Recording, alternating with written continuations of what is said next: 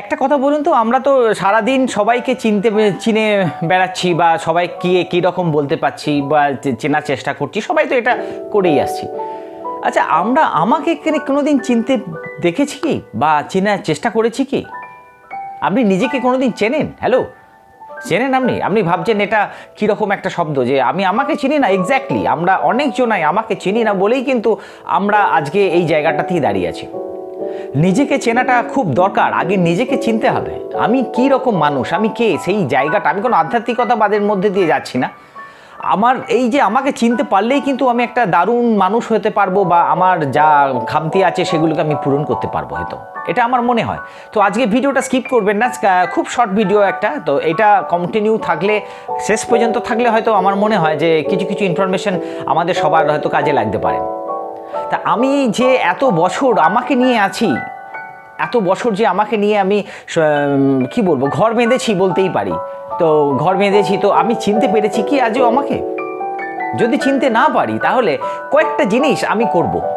5 ± 5 এই ক্যালকুলেশনটা যদি আমি করতে পারি, আমার লাইফে অ্যাপ্লাই করতে পারি, তাহলে কিন্তু আমাকে চেনাটা বোধহয় সম্পূর্ণ কিছুটা ডেফিনেটলি হবে। তা কীভাবে আমি ক্যালকুলেশন করব? দেখুন, আমাদের মধ্যে তো অনেক খারাপ গুণ ভালো গুণ আছে। তো প্রথমেই আপনি এক কাজ করবেন যে আপনার লাইফে 5টা ভালো গুণ আর 5টা খারাপ গুণ আপনি লিখে ফেলুন। সেটা আপনি নিজে কালেক্ট করে কিন্তু লিখবেন না। এটার জন্য আপনাকে কিছু মানুষের হেল্প নিতে হবে। সেটা কি হেল্প নেবেন? ধরুন, আপনার বাড়ির স্ত্রী হতে পারে, যদি আপনি বিবাহিত হন, আপনার মা বাবা, আপনি যেখানে কাজ করেন, আমরা বন্ধু সার্কেল, আত্মীয় পরিজন, বিভিন্ন মানুষের সঙ্গে, যাদের সঙ্গে আপনি বেশি ক্লোজ, সেই মানুষগুলোর সাথে আপনাকে একটু আলোচনা করে তাদের থেকে আপনার ভালো গুণ 5টা এবং খারাপ গুণ 5টা কিন্তু একটা আলাদা আলাদা জায়গাতে লিখে রাখতে হবে। এবং যখনই আপনি ভালো গুণ 5টা এবং খারাপ গুণ 5টা লিখবেন, তারপরে আপনি ওনাদের কাছ থেকে শুনেই লিখলেন, তারপরে আপনাকে একটা ঠান্ডা মাথায় একটা ভালো পরিষ্কার পরিচ্ছন্ন জায়গাতে, ভালো পরিবেশে আপনাকে একাকিত্বভাবে বসতে হবে। এবার কি করবেন? নেক্সট কাজটা হচ্ছে, আমার যেগুলো খারাপ গুণ, তাদের কাছ থেকে আমার মনে হয়েছে যে তাদের গুণগুলো, আমার গুণগুলো তাদের খারাপ লাগে বা এই গুণগুলো আমার জিনিসগুলোকে খারাপ করে দিচ্ছে, সেইগুলো আমি টোটালি চেঞ্জ করব। এবং এটা আরেকটা কথা আমি বলে রাখি, যখনই আমরা 5টা গুণ বা আমার 5টা বদগুণ আমি লিখব, সেটা আমার শিক্ষা দীক্ষা, আমার মেলামেশা, আমার আচরণ, মনোভাব, একটা কথা বলার পরিবেশন, সব কিছু, এভরিথিং যেন ওর মধ্যে রিলেটেড থাকে। এবার যখনই আমার বদগুণগুলো আছে, সেই বদগুণগুলো আমি আস্তে আস্তে ডিলিট করে দেওয়ার চেষ্টা করব। ওটা থেকে আমাকে কংক্রিট একটা ডিসিশন নিতে হবে যে আমি এবার থেকে আমার বদগুণগুলো একদম মুছে ধুয়ে পরিষ্কার করে দেবো, চেষ্টা করব। এরপর গুণগুলো কি করব? এবার গুণ নিয়ে বলি। এবার গুণ যখন হবে, যখন দেখবেন আপনার এই 5টা গুণ আছে, সেই 5টা গুণের প্রত্যেকটা গুণের পাশে 3টে করে সাকসেসফুল মানুষের নাম লিখবেন। আপনার থেকে সাকসেস পেয়েছে বা আপনার চারিপাশে যে পরিবেশের এমন কিছু মানুষ তো আছে যারা সাকসেস পেয়েছেন, তাদের একটা লিস্ট করুন। তাদের লিস্ট করে তাদের প্রত্যেকটা গুণের মধ্যে আপনি তাদের 3টে করে নাম লিখুন। ভাবছেন কেন লিখবেন? বলছি আমি।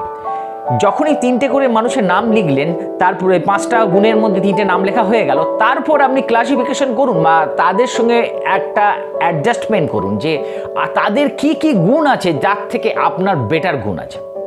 তারা যে আজকে সাকসেস পেয়ে একটা বিশাল একটা জায়গায় পৌঁছে গেছে, কিন্তু তাদের কি গুণ আছে যেটা আপনার তার থেকেও ভালো, সেই গুণটা আপনার গুণটা ওখান থেকে কালেক্ট করুন।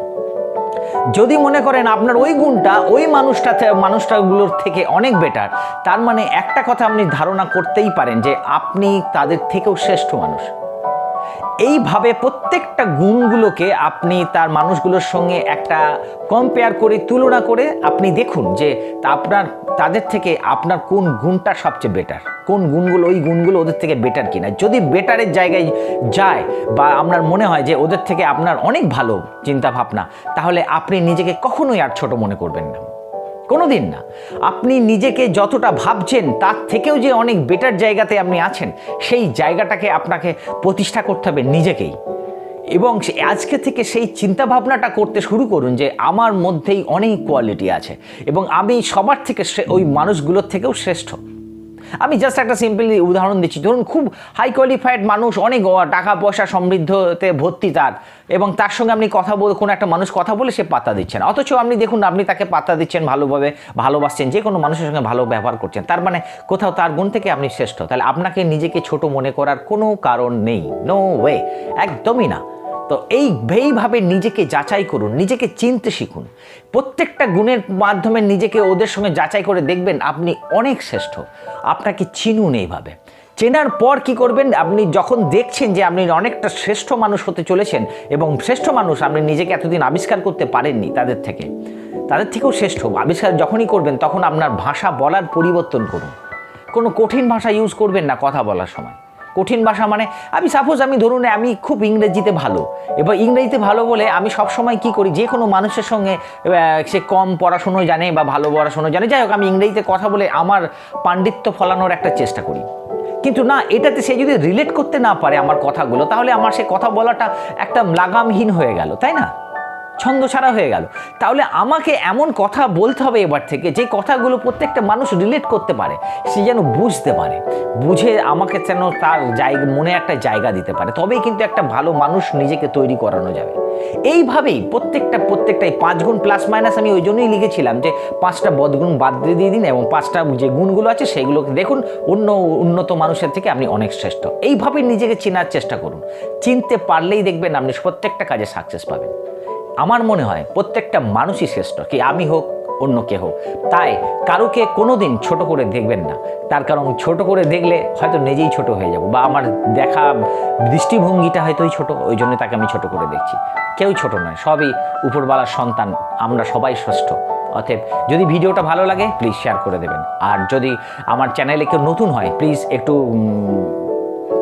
সাবস্ক্রাইব করে দেবেন, নোটিফিকেশনটা অল করে দিলে আমার প্রত্যেকটা ভিডিও আপনার কাছে প্রথমেই চলে যাবে। নমস্কার, আবার একটা নতুন ভিডিও নিয়ে আমি আবার আসবো।